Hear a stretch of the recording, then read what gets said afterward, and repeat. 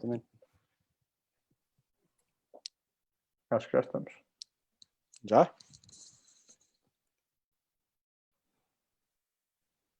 Já estamos. Então, boa tarde a todos, aqui no Facebook da área social da Fundação Engenho de Almeida, e começar por agradecer ao João Figueirinhas Costa, do movimento Tech for Covid, encontrar tempo no meio deste desafio enorme onde estamos todos envolvidos do Covid-19, para nos apresentar aqui um pouco daquilo que o movimento já fez e a história, contar-nos um pouco a história e inspirar também aqui um pouco aquilo que é a nossa comunidade. E começo por antes ainda de fazer algumas questões ao João e do João nos poder apresentar, contextualizar também aqui o João neste espaço onde me encontro, aqui com esta tela profunda, que tem precisamente a ver com algo que também nós no nosso Centro de Inovação Social, portanto uma incubadora de projetos sociais alicerçada numa rede que existe um pouco em todo o país e que está a ser apoiada pela Portugal Inovação Social, onde também é um dos temas que temos vindo a trabalhar, a questão da inovação social digital, e portanto para nós, no âmbito daquilo que é a nossa comunidade, é muito importante esta partilha também de um exemplo tão inspirador como é o Tech for Covid. João, como é que isto tudo começou? Imagino que terá começado em algumas noites no início de março, quando começámos a perceber o impacto avassalador que esta pandemia iria ter na nossa comunidade, e que todos nós pensámos como é que nós conseguimos ajudar o nosso país, a nossa região, as nossas pessoas. Conta-nos um pouco como é que isto tudo começou. Sim, olá Henrique, e obrigado pelo convite. Gostamos muito de contar aqui a história e achamos que toda a ajuda é bem-vinda e, portanto, obrigado pela oportunidade também de divulgar aqui junto da vossa comunidade e da vossa rede. Como é que o Tech for Covid-19 começou? De forma muito informal e alicerçado em comunidades já existentes, e portanto começou de uma forma muito simples e comum hoje em dia, que foi com uma conversa do WhatsApp entre alguns fundadores de startups em Portugal, que no fundo naquela fase, ainda antes da quarentena obrigatória e ainda antes do estado de emergência, mas já naquela fase em que estávamos a ver a Espanha e a receber as notícias de Espanha e de Itália e todos a ficarmos enquanto comunidade um pouco assustados com isso, e no fundo começamos a perguntar como é que de alguma forma podíamos ajudar ou contribuir, a ajudar a mitigar, no fundo aquela discussão muito exploratória, não é? Queremos ser úteis e como é que podemos ser e de que forma é que sabemos ser. Portanto surge esta ideia de, uma vez que este grupo éramos todos pessoas de startups, de empresas tecnológicas, que a forma mais natural de nós contribuirmos seria através de tecnologia, através de projetos tecnológicos, através dos produtos das empresas que cada um já tinha. E no fundo, como é que conseguiríamos alavancar isso? Portanto, esta discussão foi explorando e foi abrindo um bocadinho, foi evoluindo, em que se foram juntando trabalhadores das diferentes startups e amigos dos amigos, um bocadinho aquela história do costume.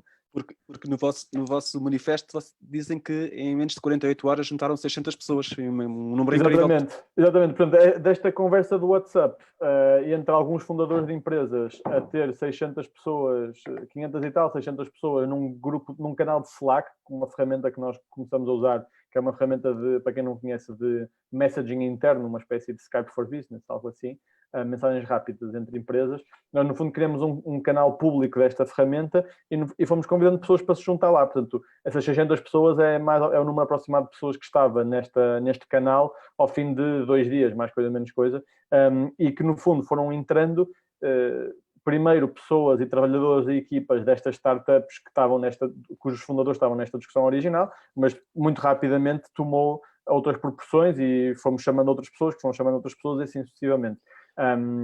E a comunidade foi-se criando um bocadinho à volta desta ferramenta e de uma discussão, ou seja, de alguns grupos de discussão de projetos, ideias, soluções, adaptações, coisas que se podiam ir fazendo.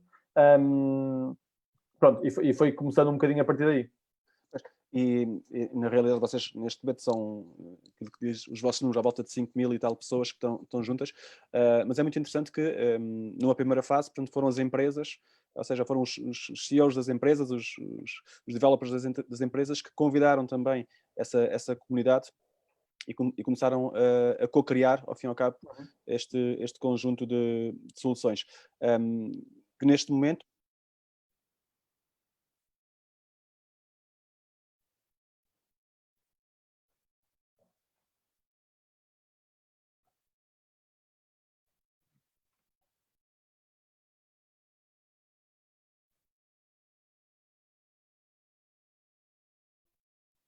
Acho que o Henrique caiu.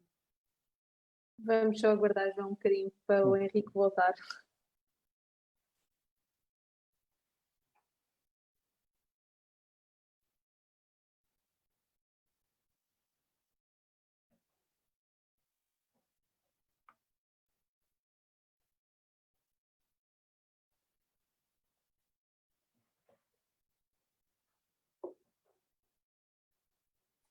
Pedimos desculpa a quem nos está a ouvir. Vamos só tentar que o Henrique volte à nossa conversa o mais rápido possível.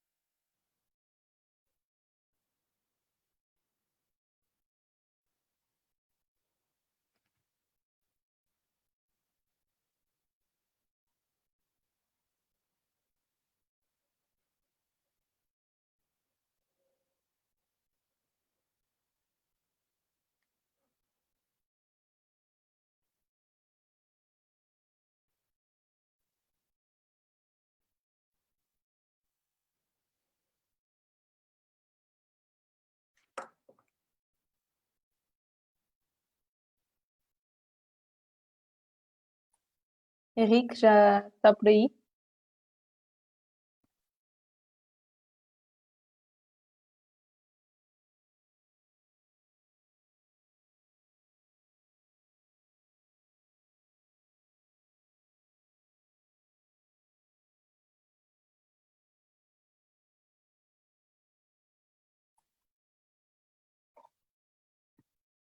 Bem, vamos avançando então, João. O Henrique está com uns problemas na internet. Vamos só falar um bocadinho. Estavas a dizer como surgiu o vosso movimento, que foi através da plataforma um bocadinho informal e começaram a falar e a construir este movimento. Neste preciso momento, vocês estão com várias empresas e organizações associadas a vocês. Podias-nos falar um bocadinho sobre isso? Sim, nós temos aqui dois lados da comunidade, digamos assim. Um lado que são os projetos que vão surgindo da comunidade e só para ficar claro e explicando aqui um bocadinho como é que o projeto, a comunidade foi evoluindo, o movimento foi evoluindo.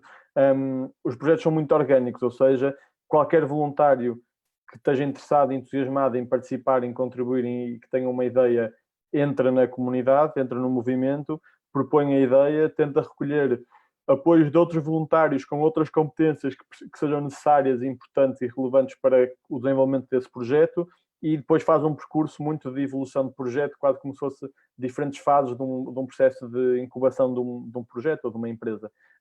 E, portanto, vai seguindo esses passos. E depois aquilo que conseguimos ir criando neste contexto muito de soluções tecnológicas e porque houve muita disponibilidade acho eu, genericamente da população, das empresas, das pessoas, para colaborar e contribuir neste contexto de pandemia, aquilo que nós conseguimos criar foi uma lista e um portfólio de serviços que nos estavam a ser cedidos para o desenvolvimento de projetos e que os projetos e as equipas de projeto tinham acesso e, portanto, temos muitos parceiros tendencialmente empresariais que cederam os seus produtos gratuitamente ao movimento e aos projetos do movimento. Posso dar aqui alguns exemplos, como é o caso da Google, da Microsoft, da AWS, da Amazon Web Services, em termos de servidores, o MailChimp, o Slack, o Typeform, a Igoi, portanto, há aqui vários, e há vários outros que eu não estou a referir, a nós, que na lógica de serviços de SMS, portanto, há aqui vários outros parceiros que cederam serviços que os projetos estão a utilizar para chegarem a mais pessoas, para terem mais qualidade, para no fundo, serem mais eficientes e cumprirem melhor o seu papel. E, portanto, sem esse tipo de apoio não seria possível ter lançado uma série de projetos que lançamos até agora. E esses projetos foram as pessoas que se foram voluntariando, todos esses voluntários que vocês têm hoje em dia, que são imensas pessoas, foram vocês que foram conseguindo, ou as pessoas descobriram-vos e foram entrando no movimento e criando muito mais dimensão ao movimento? Como é que isso surgiu, João? Depois daquele boost inicial, um bocadinho daquilo que estava a descrever no início da nossa conversa, portanto, fundadores das startups, e um bocadinho fomos os amigos dos amigos dos amigos, um bocadinho depois disso, rapidamente ganhou uma dimensão onde já não eram os amigos dos amigos dos amigos, e as pessoas, o canal toda a informação, ou praticamente toda a informação do movimento e dos projetos está disponível de forma pública, qualquer pessoa pode entrar e participar, e portanto, conforme o movimento foi sendo divulgado e comunicado, e conforme as pessoas também foram sentindo um pouco mais a urgência e o sentido de urgência, as pessoas foram participando proativamente, por sua livre iniciativa e por sua livre vontade. E portanto foi uma coisa muito orgânica nesse sentido, não houve propriamente um esforço de recrutamento, além da divulgação do movimento e dos projetos, que colateralmente foi atraindo pessoas. Olha, desculpa, ótimo, já temos aqui caiu-me aqui a net, isto é os institutos do telework. Desculpa, João, e obrigado, Margarida, pelo follow-up da conversa. Bom, ainda apanhei aqui o final disto, e tinha aqui uma pergunta também para te fazer. No que diz respeito, não sei se chegaste a ouvir a minha pergunta sobre os 3 temas que vocês estão a trabalhar, como é que isto tudo se está a encaixar, e por outro lado temos um enorme desafio agora que é o desafio do desemprego e do que vem a seguir. Se vocês também estão um bocadinho a trabalhar já neste próximo desafio tão importante que aí temos. Certo, não tinha ouvido a pergunta, mas ouvi agora e acho que é uma ótima pergunta. A forma, como estava também a descrever a Margarida, e genericamente como foi acontecendo, isto só dá para perceber, olhando um bocado para trás, é que os projetos, as ideias dos projetos e a preocupação dos voluntários em gerar projetos foi muito indexada àquilo que eram as necessidades que se ia sentindo socialmente e na comunidade, não é? Portanto, e acho que toda a gente vai perceber isto de forma muito, muito fácil, que é a primeira emergência era equipamento médico, era questões de saúde, não era? Isso era a emergência imediata e essa era o primeiro grande desafio. E, portanto, alguns dos projetos que nós montamos e que saíram dentro do movimento foi uma mega operação de recolha de fundos e de compra de material de equipamento de proteção individual para distribuir no SNS. Isto antes da fase do Estado ter conseguido comprar equipamento em massa e em quantidade para suprimir, pelo menos pelas informações que íamos tendo, isto sempre articulado também com o Governo. Uma outra plataforma que lançamos foi a Covidografia, que é basicamente uma aplicação muito simples e muito fácil de utilizar para, no fundo, eu registar os meus sintomas e, no limite, se estou ou não infectado, se tivesse feito um teste, para que se consiga ter um mapa do país e código postal a código postal, no fundo, conseguir identificar quantas pessoas estão, com que sintomas e de que forma, e, no fundo, isto ser uma ferramenta de gestão nacional. E, portanto, o primeiro passo foi muito relacionado com saúde, informação. Lançamos 2 plataformas diferentes com objetivos diferentes de informação médica associada ao Covid e às questões do Covid, no fundo, numa lógica de esclarecimento, ter profissionais qualificados a responder a perguntas, tudo isso. E também lançamos uma plataforma de telemedicina, no fundo, de consultas virtuais, porque apesar das pessoas lhes estar a ser recomendado não ir aos hospitais e aos centros de saúde por razões óbvias, não deixa de haver necessidades em que talvez não seja uma urgência, mas dá muito jeito a apaziguar as pessoas e conseguir fazer uma consulta virtual para, no fundo, esclarecer algumas coisas com o médico, não necessariamente sobre Covid, mas de diferentes especialidades, as consultas de rotina que teriam tido, não fosse o contexto. E, portanto, essa foi a primeira vaga de projetos, muito orgânico também pelas necessidades que foi sentido. Depois houve imediatamente a seguir uma segunda vaga, aliás, e talvez nesta primeira vaga houve muitos serviços associados a profissionais de saúde. Portanto, nós lançamos, por exemplo, o Rooms Against Covid, que é um projeto que alavanca quartos disponíveis em hotéis e alojamento local e faz o encontro, o matching com o portal de reservas para profissionais de saúde, ou seja, profissionais de saúde que não queiram ir para casa por uma questão de proteção da família, por uma questão de proximidade, por uma questão de conforto, seja o que for, e que não possam ou não queiram ir para casa e queiram estar próximo do hospital onde trabalham na linha da frente, têm um sítio onde ficar sem custo e protege a família, protege a comunidade e é uma espécie de benefício, micro-benefício para o profissional de saúde que está na linha da frente, como há soluções de mobilidade em parcerias com empresas de transporte de transporte de pessoas. Portanto, eu ainda incluiria isso na primeira fase. Segunda fase, entrou logo aqui um tema que é muito caro a toda a gente, que é a educação. E, portanto, naquele contexto em que já se começou a perceber que que as escolas estavam a fechar, que as aulas iam ser à distância, que ninguém sabia muito bem e que toda a gente fez um esforço hercúleo em fazer esta transição, mas que ainda assim, para apoiar esta transição, é preciso aqui apresentar algumas soluções ou contribuir de alguma forma. Então, surgiram logo 2 projetos.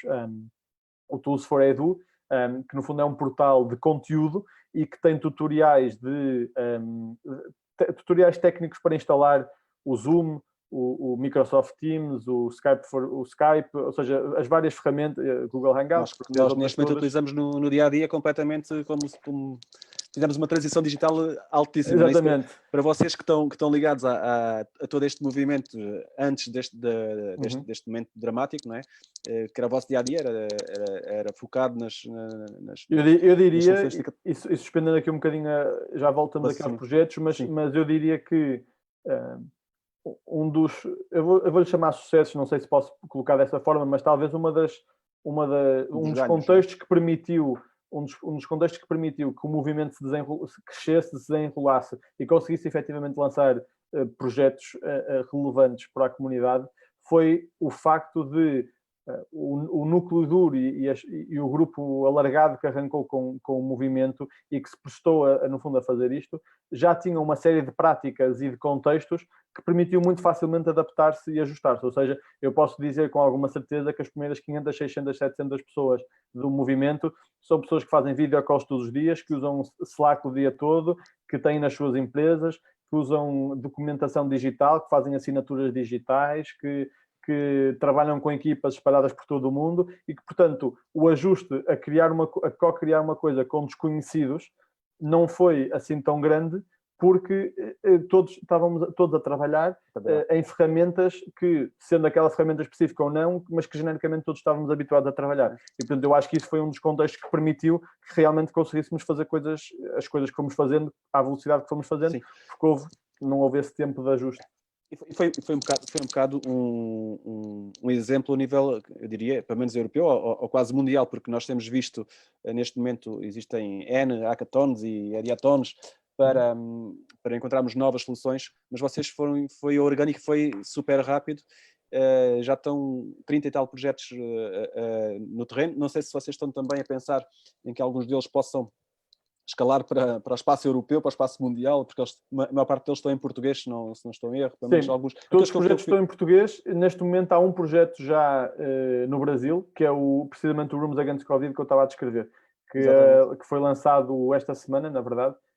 E, portanto, o que aconteceu foi que nós até temos uma pessoa só responsável pelo contacto internacional, porque começaram a surgir grupos de pessoas, de voluntários, de outros países a quererem desenvolver, a querer replicar um pouco o modelo. Um modelo que foi inventado on the go, mas a querer replicar um bocadinho esse modelo. Portanto, nós estamos a tentar dar esse apoio com um envolvimento externo, mas a tentar dar esse apoio para que se possa alavancar noutros países também. Pois, porque vocês continuam a vossa vida profissional no dia-a-dia, imagino eu, obviamente que isto tem sido um trabalho de paixão e de entrega brutal e de noites consecutivas e dias que se baralham com as noites, imagino eu, porque terá sido mesmo assim. Mas surge também aqui nesta fase um bocadinho mais tranquila em que estamos, não é? De desconfinamento e de alguma acalmia daquilo que são as necessidades nestas áreas que vocês referiam, como saúde, material hospitalar, portanto, o apoio àquilo que é o Sistema Nacional e o Serviço Nacional de Saúde. Neste momento, existe aqui um contexto também de alguma oportunidade destas soluções sociais de base tecnológica que foram desenvolvidas evoluírem também para um outro nível. Como é que vocês olham para esta oportunidade? Estou-me a lembrar, por exemplo, do Science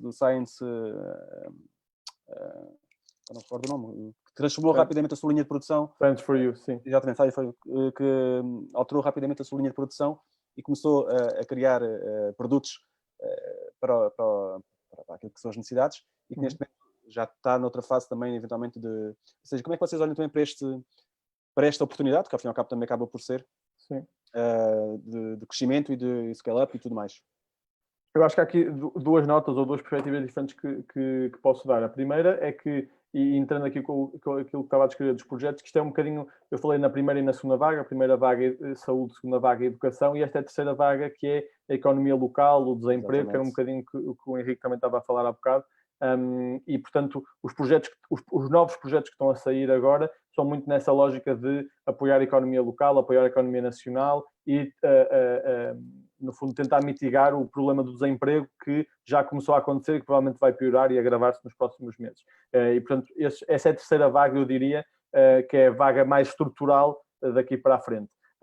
A segunda perspectiva, e respondendo objetivamente àquilo que me estava a perguntar sobre o futuro dos projetos, ou um bocadinho qual é nesta nova fase dos projetos, a sensação, é um dos temas que nós temos vindo a discutir mais consistentemente, claro.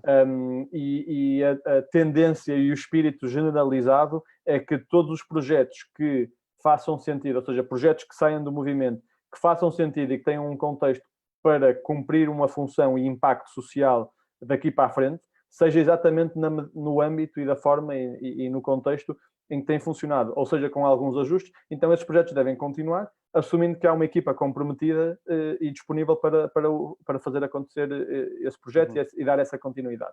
Portanto, se houver esse ingrediente, que é o ingrediente-chave de todos os projetos, na verdade, que nós temos, se essa equipa existir, então o projeto vai continuar a avançar e depois, projeto a projeto, vamos perceber, há projetos que não fazem sentido, não é? Nós não vamos continuar com a operação de compra de material de equipamento de proteção individual, material hospitalar, claro. por contexto óbvio, não é? Claro. Talvez a telemedicina deixe de fazer sentido, porque os hospitais e as clínicas estão a abrir e, portanto, se calhar deixa de fazer sentido. Pelo menos neste contexto de voluntariado gratuito, etc., deixa de fazer sentido e, portanto, não vai continuar. Por outro lado, o alojamento, se calhar não para profissionais médicos, mas alojamento para pessoas em estado de emergência social, por algum contexto. Se calhar ter um sistema de alojamento disponível para estas funções, um sistema de financiamento disto e um motor de reservas que alavanca este sistema, se calhar isto faz sentido. Não é para profissionais de saúde num contexto de Covid, mas pode ser para outra coisa qualquer, e há aqui várias ideias, há algumas que não são ainda públicas e, portanto, não vou dizer, mas há aqui vários contactos já nesse sentido. E, portanto, a ideia e a tendência é que todos os projetos que possam ser úteis socialmente daqui para a frente, que continuem numa velocidade cruzeiro, mas com uma equipa que, se ainda estiver comprometida, que vai continuar a assegurar isso. Como é que é esse processo de identificação das necessidades e de cocriação? Porque estavas a falar dessas necessidades que estão já vocês a identificar e que me parecem perfeitamente adequadas àquilo que é a realidade daquilo que nós vamos estando aqui no terreno a sentir. Como é que é esse processo de cocriação? Imagino que juntem o setor público, juntem as empresas, juntam a comunidade civil individualizada. Como é que é esse processo de... Como é que isso tudo tem funcionado? Sim. Cortaram tanta gente, tanta... Vamos inventando enquanto a coisa vai acontecendo. Okay. Porque isto, como estava a descrever no início, isto foi muito, muito orgânico e, portanto, não houve propriamente um plano. Isto agora é assim que vai funcionar, as regras do jogo são estas e as pessoas aderem desta forma. Isso não existiu. Foi tudo sendo inventado enquanto... Quando nós percebemos que tínhamos 600 pessoas, passava 48 horas, percebemos que era preciso haver uma coordenação, que era preciso haver para a coisa ter pés e cabeça. E, portanto, isto foi tudo evoluindo e nada do que eu vou descrever acontecia necessariamente desde o dia 1, foi uma coisa acumulativa. Mas, essencialmente, a forma como nós nos organizamos foi com comunicação, portanto, pusemos logo um site, escrevemos termos e condições, que no fundo é uma espécie de código de conduta para as pessoas terem uma espécie de base comum de atuação e perceberem um bocadinho aquelas regras mais higiênicas, chamamos-lhe assim, ou seja, qual é o espírito do movimento, qual é o objetivo, algumas regras um bocadinho mais formais para manter o espírito de ser tudo não comercial, gratuito, etc, etc. Pronto. E depois criou-se as reuniões de coordenação começaram por ser diárias, 7 dias por semana, e depois foi-se espaçando conforme o movimento foi ganhando um bocadinho mais de estrutura, e essa equipa de coordenação, no fundo, é um representante de cada projeto que está a ser apoiado pelo movimento, ou seja, cada projeto que já tem um bocadinho de estrutura e que já está a ser comunicado pelo movimento, e por um representante de cada uma das equipas de organização interna. E essas equipas de organização interna foram grupos de pessoas que se foram montando para fazer uma espécie de serviços partilhados do movimento, ou seja, temos pessoas para parcerias, pessoas para comunicação interna, pessoas para não angariação, mas alocação de voluntários a projetos, pessoas de gestão de projeto e de mentoria. Pronto. E, portanto, há aqui várias equipas que dão uma espécie de apoio interno ao movimento e, portanto, essas equipas também se fazem representar na reunião de coordenação que acontece regularmente, agora 2 vezes por semana, mas começou por ser diariamente, e que no fundo vai garantindo que há alinhamento entre os projetos, que há alguma coesão do espírito do movimento, que se vai ajudando os projetos e que se vai alavancando as redes de contactos de toda a gente para esses projetos. Pronto, e no fundo fazemos isso. E depois muita comunicação interna, que parece que nunca é suficiente a comunicação interna, não é? Mas muita comunicação interna para, no fundo, tentar dar a melhor experiência possível aos voluntários que vão aparecendo no grupo de Slack, no canal de Slack, e que querem contribuir,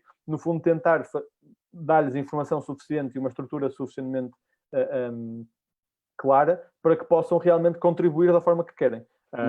E eu diria que ou seja, em linhas gerais, esses foram os mecanismos que nós implementamos, que foi tentar estruturar um pouco aquilo que não era estruturado. Esta resposta imediata e super eficaz e eficiente reflete um pouco aquilo que é hoje o ecossistema nacional português, ou seja, nós falamos muito que Portugal está com um ecossistema fantástico e tudo mais, Web Summit, tudo, Lisboa, não sei o quê.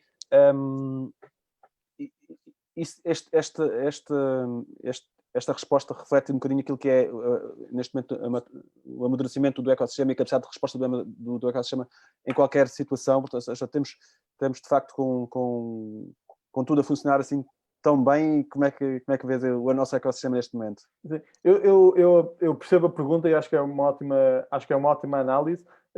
Eu acho que, apesar de tudo, separaria, que eu acho que uma coisa é o que é o ecossistema de startups nacional, que temos feito um grande caminho nos últimos anos e ainda temos um grande caminho para fazer. E, portanto, eu não diria que é um ecossistema ultra maduro, diria que está a atingir níveis de maturidade muito interessantes, mas que ainda temos há vários níveis ainda à nossa frente. Por outro lado, acho que para este tipo de articulação, em que temos um ecossistema muito coeso, que se conhece, onde há muitas plataformas lato sensu, não é? Portanto, muitos fóruns, muitas plataformas onde empreendedores e diretores de startups e fundadores se conhecem e comunicam, e por isso, ou seja, o simples facto de nós termos um grupo de WhatsApp com 70 ou 80 fundadores de empresas, e há vários outros grupos, este não era o único grupo que tem este tipo de comunicação, há uma coesão que eventualmente noutros ecossistemas pode não haver, e talvez pela maturidade não estar tantos níveis acima, ainda temos alguns níveis para fazer, faz com que seja um ambiente ainda muito informal e que não haja uma grande competição entre startups, em que não haja... Ou seja, há claramente aqui alguma noção de familiaridade dentro do ecossistema que, eventualmente, em ecossistemas maiores e já muito maduros e numa fase muito velocidade de cruzeiro, talvez não exija, porque tem uma relação toda diferente. Eu acho que isso também fala um bocadinho à cultura portuguesa, as pessoas vão se conhecemos todos e na verdade, quando foi preciso colaborarmos, ninguém nunca se ouviu, mas tu és daquela empresa, mas tu és daquela, mas não vou partilhar o meu código contigo, não vou partilhar aquela plataforma contigo. Eu nunca ouvi isso, acho que ninguém ouviu neste contexto isso, e acho que isso é um sinal ótimo. Acho que é uma questão diferente da nossa maturidade do ecossistema, mas acho que talvez para este contexto não termos um ecossistema ultra maduro talvez até tenha sido uma coisa positiva. Sim, de facto, essa familiaridade em Portugal, não é? Todos nos conhecemos mais ou menos, ou nos vamos conhecendo, permite essa confiança e esse alinhamento muito, muito rápido de objetivos e de focos. Aquilo que é o ecossistema de empreendedorismo social, portanto, este sub-ecossistema, tiveste há pouco tempo uma reunião com o Federico e com o Francisco e com outras pessoas.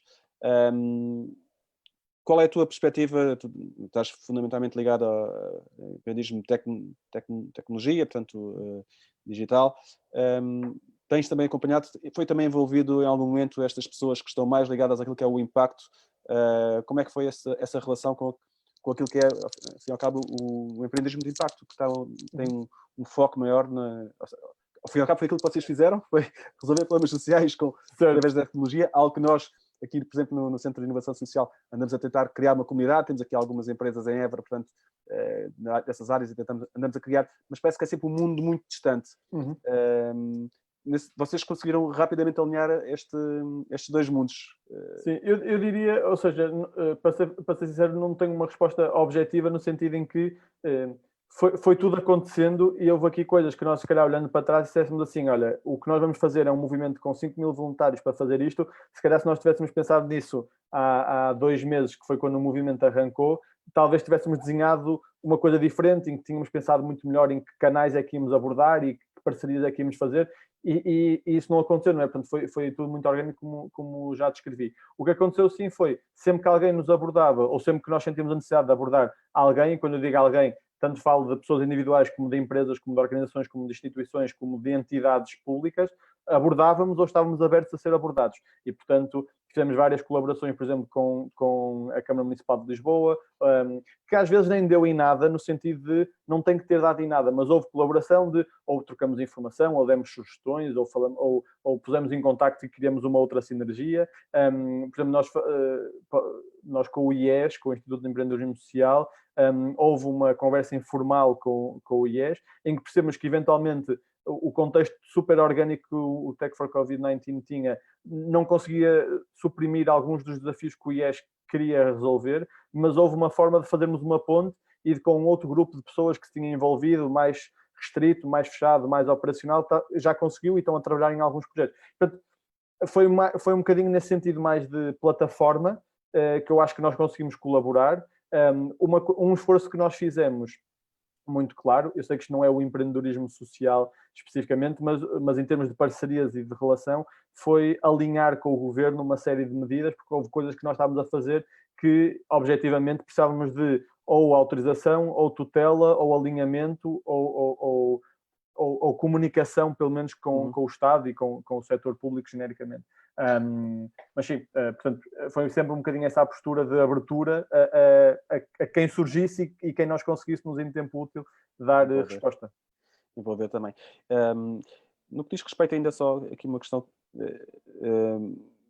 voltando aqui um pouquinho mais atrás ainda, há bocado falávamos do ecossistema. Continua tudo muito focado ou seja, os participantes, as pessoas que se envolveram, continuam muito focado no eixo litoral, Lisboa, Porto, Aveiro, Coimbra, ou sentiste também que, ou seja, existe um país a 2 velocidades também nessa área, ou vocês tiveram também, imagino que tiveram pessoas de todo o mundo a participar, portugueses de todo o mundo, também aqui há uns anos promovi uma iniciativa e realmente foi muito interessante ver pessoas de todo o mundo a quererem participar. Imagino que aqui tenha sido a mesma coisa, mas sente-se muito essa diferença, ou nem por isso, ou sente as pessoas todo um pouco todo eu no contexto do movimento especificamente, na verdade não consigo responder com ciência ou com rigor a isso, porque nós não temos um tracking de onde é que as pessoas estão. Nós trabalhamos de forma remota, do zero, e apesar de termos algumas informações sobre os voluntários, porque temos as pessoas para preencher um formulário de inscrição muito simples, mas só para percebermos e conseguirmos comunicar com as pessoas, na verdade a localidade não é, ou o local, ou o sítio onde estão, não é uma pergunta que fazemos, claro. Porque a natureza foi remota. E, portanto, na verdade não consigo responder a isso com conteúdo a sério. Posso dar uma sensação, ou uma sensação, ou um bocadinho do que é a minha experiência, que é, objetivamente, as empresas que estavam envolvidas no início, tanto as empresas que estavam envolvidas no início, ou as pessoas das empresas que estavam envolvidas no início, como as pessoas com quem eu fui interagindo ao longo destes últimos 2 meses, tendencialmente estavam sempre nesse eixo litoral. E, genericamente, conhecendo um pouco o ecossistema nacional, claramente há um peso superior do que é o ecossistema tecnológico no litoral versus interior, se quisermos fazer essa dicotomia dessa forma. Sim, acho que é justo afirmar isso. Agora, no movimento especificamente, não consigo afirmar isso com certeza, mas acho que colateralmente se pode assumir que tendencialmente isso acontecerá também.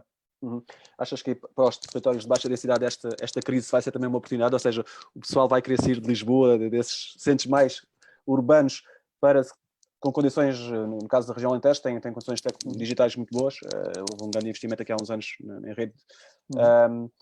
ou seja, é uma oportunidade também nesse aspecto para os territórios de baixa densidade poderem atrair talentos. Eu espero que sim. Eu não sei em que escala é que isso vai acontecer. Espero que aconteça. Não sei em que escala é que isso vai acontecer. Mas eu acho que era uma questão que já se colocava antes e acho que com este contexto de pandemia em que vai haver uma tendência, não é que eu acho que todas as empresas agora vão ser remotas, todas as empresas que podem agora vão se tornar remotas, não acho isso, mas acho que vai haver uma flexibilização e uma maior aceitação de trabalho remoto, de trabalho flexível, de horários flexíveis, etc. E acho que isso vai permitir um contexto onde pessoas, famílias, por sua livre e espontânea vontade ou por incentivo das empresas e das organizações, eventualmente vão estar num sítio com uma renda mais baixa, com melhor qualidade de vida, que não perdem necessariamente o acesso digital, porque continua a haver infraestrutura de internet, etc., que simplesmente vão se afastar das cidades por essa questão de qualidade de vida, porque têm um contexto onde trabalhar remotamente pode ser uma realidade, onde se calhar só têm que ir a uma cidade principal ou às mega cidades as que estás a referir, uma vez por semana ou regularmente, mas de vez em quando, e conseguem ter aqui modelos híbridos mais interessantes numa lógica familiar. Eu espero que isso aconteça. Eu próprio, a nível pessoal, é algo que começo a explorar. Não acho que vai acontecer da noite para o dia, mas espero mesmo que a tendência seja essa e que haja algum movimento nesse sentido. Comunicação, falaste aqui um bocadinho já dessa importância que teve. Aliás, vocês comunicaram muito rapidamente e tiveram depois um grande follow-up também daquilo que são as agências de comunicação e da comunicação social. E tiveram também o alto patrocínio do Sr. Presidente da República. Queres-nos explicar como é que isso aconteceu e a importância que teve este apoio? Há bocado dizias que muitas vezes não resulta em nada de concreto, mas é aquele apoio institucional que permite abrir uma porta, permite chegar a um contacto, permite ter uma referência. Queres também falar um bocadinho concretamente? Eu vou só fazer aqui uma correção formal, só porque na verdade não sei qual é o impacto objetivo disso, mas nós não tivemos o alto patrocínio da Presidência da República, foi uma videocall com o Presidente da República, que mandou uma mensagem de apoio aos voluntários do movimento, o que não é exatamente a mesma coisa e portanto, só para formalmente ficar registado, deixar isso esclarecido.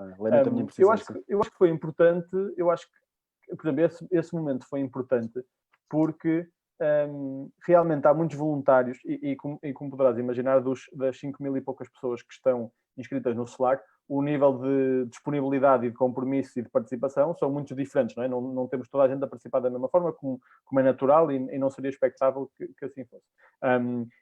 E há realmente umas boas centenas de voluntários que estão praticamente a full time, ou que tiveram em algum momento praticamente a full time, descurando os seus day jobs, ou descurando a sua família, ou descurando, quer dizer, como muita gente neste contexto. E, portanto, foi um bocadinho uma espécie de incentivo externo e de reconhecimento externo. E, obviamente, o ser do Presidente da República é relevante. E que isso deu uma espécie de lufada de ar fresco, deu um bocadinho mais, deu mais uns pauzinhos na bateria, digamos assim, às pessoas. E é uma coisa simbólica, mas é uma coisa que, apesar de ser só simbólico, não deixa de ser importante e muito relevante, e às vezes precisamos desses simbolismos. E depois, teve aqui uma vantagem colateral também, que é, obviamente, a credibilidade, que apesar de não ser um alto patrocínio da Presidência da República, quer dizer, imagino que o Presidente da República também não faça videocalls e que mande mensagens aos voluntários de qualquer projeto ou de qualquer projeto que não tenha já avaliado alguma seriedade do projeto. E, portanto, isso também funcionou de alguma forma como um carimbo de alguma credibilidade, o que pronto, acabou por atrair mais voluntários e acabou por nos ajudar, eventualmente, a abrir algumas portas nesse sentido. E, portanto, acho que esse simbolismo é muito importante. É importante o poder público estar perto também da... Sim, sem dúvida. Eu advogo muito esta colaboração entre os diferentes setores. Acho que nos dias futuros, acho que também este tempo nos ensina um bocadinho isso, a importância da colaboração entre os diferentes setores. João, estamos quase a chegar ao fim do nosso tempo, penso eu, que temos aqui uma limitação de tempo. Queria só fazer duas perguntas. Uma, como é que achas que este movimento pode ser importante para aquilo que é o desenvolvimento ainda mais do ecossistema? Ou seja, pode servir um pouco como case study que inspire e que motive um conjunto de outros centros, de outras instituições, de outros grupos. Ou seja, pode ser de facto aqui um momento importante para dar uma outra alavancagem também, como existiram outros anteriores, como foi a Unipace, como foram outros momentos no ecossistema. Portanto, essa era uma pergunta, se achas que este movimento pode ser de facto aqui um boost importante com a criação, colaboração, enfim, de ensinamento para os próximos tempos. E depois já falámos aqui um bocadinho dos desafios que vamos ter no futuro, portanto a questão aqui do desemprego e das questões sociais que vamos enfrentar. E, portanto, também se pudesses levantar a ponta do véu de alguns projetos que estão a trabalhar, se é que é possível, alguns que queiras referir. Pronto, eram um bocadinho estas duas perguntas que te deixava para lá. Okay. Sim, sobre a primeira, se este contexto pode ser um boost para o ecossistema de startups. O ecossistema de startups português alavancou a crise de 2008. E, portanto, apesar disto ser uma crise muito diferente e um contexto muito diferente, há algo na natureza de crise e na natureza da dificuldade que faz com que novas ideias, novas empresas surjam e novos projetos genericamente surjam. E, portanto, se isto pode ou não ser um contexto para um boost do ecossistema, eu diria que conceptualmente sim. Há, obviamente, se olharmos para trás, há startups a fecharem portas, não é? Neste contexto, porque trabalham com setores ou com indústrias que foram encerrados ou que abrandaram ou que estão em crise. Ou que estão em crise e, portanto, há startups que fecharam ou que vão fechar ou que estão em dificuldades e, portanto, antes de melhorar pode ser que piore um bocadinho, mas genericamente e conceptualmente eu acho que pode sim ser um boost, não só por essa questão, e acho que este tipo de contexto também mostra, e talvez um bocadinho derivado de Tech for Covid, e não só, porque houve outros projetos que alavancaram tecnologia, startups e o ecossistema para desenvolver soluções. E acho que este tipo de colaboração veio adicionar muito valor coletivo, maior do que a soma das partes, um bocadinho aquela ideia do valor macro, à lógica de ter empresas que já agregam pessoas altamente qualificadas, muito talento, que é tendencialmente verdade em startups. Não que as startups tenham necessariamente pessoas melhores que os outros, não é isso que eu quero, não é essa a comparação, mas o recrutamento, como é empresas mais pequenas, equipas mais pequenas, tem tudo que ser muito aliado, muito bem feito, e tendencialmente são digitais, qualificadas nesta lógica de literacia digital e nestas novas tecnologias e, portanto, são uma powerhouse de talento tecnológico e com potencial para a tecnologia. Portanto, eu acho que isto tudo veio demonstrar e trazer a vantagem disso, o benefício disso e pôr isso um bocadinho em spotlight. E, portanto, acho que isto tudo são fatores que podem ser bons ingredientes para esse tal boost que referias. Sobre os projetos, olha, posso dar aqui 2 ou 3. Há um projeto que é o preserve.pt, que é de economia. Já utilizei. Já compraste um voucher? Já comprei um voucher. E no fundo podes pagar para um estabelecimento, o teu estabelecimento preferido. Pronto, se não estiver lá, podes pedir que esteja, mas seja o restaurante ou o cabeleireiro ou o que for. Pode ser, peço só interromper, sobre esse projeto concreto, ou seja, estavas a dizer que eu posso pedir para que esteja, não tem que ser o próprio estabelecimento a pedir, pode ser por sugestão? Ou seja, o que acontece é, podes fazer sugestão depois um contacto, não é? Tentar abordar o estabelecimento, okay. Pronto, e claro que nunca ficará online se o estabelecimento não aceitar. Okay, claro. Mas podemos fazer esse esforço proativo, digamos assim, mas já temos 1.300, 1.500, algo assim, estabelecimentos lá, portanto já há muitos estabelecimentos, temos algumas parcerias engraçadas, temos uma seguradora que garante até um determinado valor, garante o voucher caso o estabelecimento, mesmo com as ajudas dos vouchers, vá à falência, como temos alguns parceiros que dão uma espécie de top-up, ou seja, por cada voucher em sítios específicos, porque são clientes, ou porque estou a falar, por exemplo, da Superboc, que dá 5 euros extra em cafés e tascas, por exemplo. E, portanto, há aqui alguns apoios. Esse é um dos exemplos que já começou há algum tempo, mas que vai continuar a fazer sentido. Há um outro exemplo que é o Places Checkup, e o Places Checkup é uma espécie de certificado de compliant com medidas de higiene e segurança para os clientes. E, portanto, cada estabelecimento pode dizer que tipo de limpeza é que faz, que tipo de material, de equipamento é que tem disponível, se tem álcool gel à entrada, se tem luvas, se tem máscaras para ceder ou para vender, ou como é que medidas é que tem, quantas vezes é que limpa e desinfeta as casas de banho. Ou seja, um bocadinho a lógica da higiene e segurança que já havia, vamos pensar no caso de um restaurante, que já havia antes, mas que agora tem que ser intensificado. E que talvez agora é quase um critério de acesso, não é? Exatamente. E que eu talvez, antes de ir a um restaurante, quero perceber que medidas é que aquele restaurante está a tomar. Claro. E, portanto, quero de alguma forma certificar. Isto não é uma certificação pesada, é uma certificação voluntária e relativamente leve, pelo menos na primeira fase, mas que estamos a fazer isto gratuitamente, a criar esse contexto e essa plataforma para que as pessoas possam verificar, antes de ir fazer check-in ao sítio, e vão fazer check-up para garantir que está já prevista a integração com grandes plataformas? Era engraçado. Há várias coisas a serem estudadas, há a divulgação de várias coisas, ou seja, lá está, todos os dias há novidades de projetos, e portanto eu diria que tudo é possível nesse sentido. Pronto. E depois há vários outros projetos. Eu acho que ainda não temos nenhum projeto realmente lançado e divulgado, ou já com estrutura, na área do desemprego especificamente, mas há vários projetos em desenvolvimento nessa área, mas nenhum ainda estrutura ou funcional suficiente para comunicar. Mas posso dizer que há vários projetos nesse sentido a serem trabalhados. Ok. João, muito obrigado por esta nossa conversa, que foi muito interessante, e estou seguro que continuaremos a conversar noutros canais também, institucionais. Claro. Temos ainda, penso que, 2 minutos. Se calhar desafiava-te só a deixar uma frase para o nosso auditório, para o pessoal que nos vê e que acompanha, aquilo que tu pensas para os próximos tempos, uma frase, um conjunto, uma reflexão sobre...